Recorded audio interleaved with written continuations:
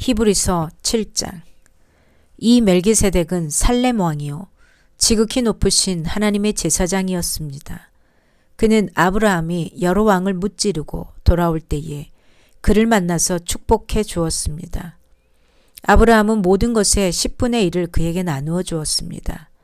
첫째로 멜기세덱이란 이름은 정의의 왕이라는 뜻이요.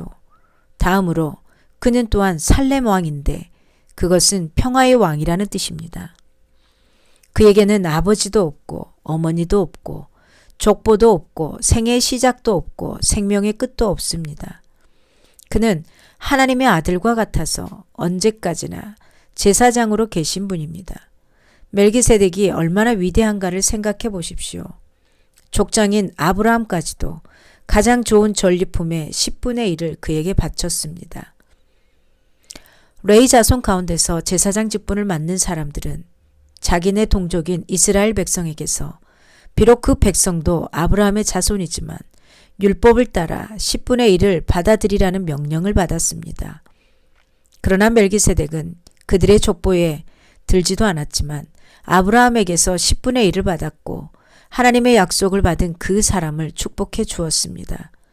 두말할 것 없이 축복은 아랫사람이 윗사람에게서 받는 법입니다. 한편에서는 죽을 수밖에 없는 사람들이 10분의 1을 받고 다른 한편에서는 살아계시다고 입증하시는 분이 그것을 받습니다. 말하자면 10분의 1을 받는 레위까지도 아브라함을 통해서 10분의 1을 바친 셈이 됩니다.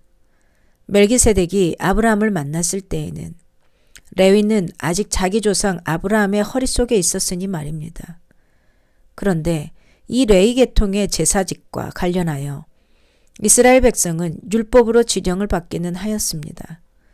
그러나 만일 그 제사직으로 완전한 것이 이루어질 수 있었다면 아론의 계통이 아닌 멜기세덱의 계통을 따른 다른 제사장이 생겨날 필요가 어디에 있겠습니까? 제사직분에 변화가 생기면 율법에도 반드시 변화가 생기기 마련입니다. 이런 말이 가리키는 분은 레위 지파가 아닌 다른 지파에 속한 분입니다. 그 지파에 속한 사람으로서는 아무도 제단에 종사한 적이 없습니다. 우리 주님께서는 유다 지파에서 나신 것이 명백합니다.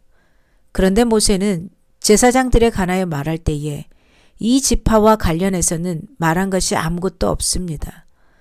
멜기세덱과 같은 모양으로 다른 제사장이 생겨난 것을 보면 이 사실은 더욱더 명백합니다. 그는 제사장의 혈통에 대해서 규정한 율법을 따라 제사장이 되신 것이 아니라 썩지 않는 생명의 능력을 따라 되셨습니다. 그를 두고서 말하기를 너는 멜기세덱의 계통을 따라서 영원히 제사장이다 한 증언이 있습니다. 전에 있던 계명은 무력하고 무익함으로 폐하게 되었습니다. 율법은 아무것도 완전하게 하지 못하였습니다. 그래서 하나님께서는 더 좋은 소망을 우리에게 주셨습니다. 우리는 이 소망을 힘입어서 하나님께 가까이 나아갑니다.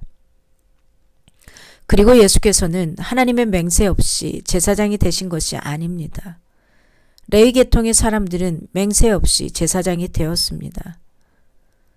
그러나 예수께서는 자기에게 말씀하시는 분의 맹세로 제사장이 되신 것입니다.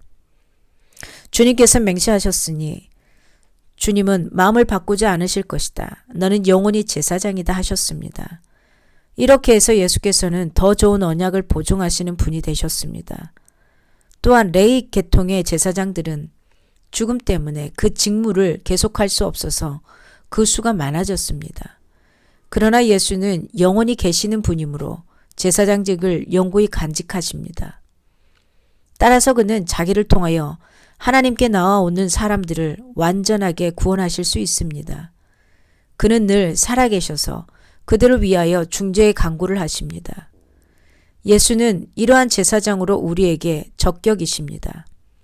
그는 거룩하시고 순진하시고 순결하시고 죄인들과 구별되시고 하늘보다 높이 되신 분입니다. 그는 다른 대제사장들처럼 날마다 먼저 자기 죄를 위하여 희생제물을 드리고 그 다음에 백성을 위하여 희생제물을 드릴 필요가 없습니다. 그는 자기 자신을 바치셔서 단 한 번에 이 일을 이루셨기 때문입니다. 사람들에게 약점이 있어도 율법은 어쩔 수 없이 그들을 대제사장으로 세우지만 율법이 생긴 이후에 하나님께서 맹세하신 말씀은 영원히 완전하게 되신 아들을 대제사장으로 세웠습니다. 아멘. 하나님의 말씀이었습니다.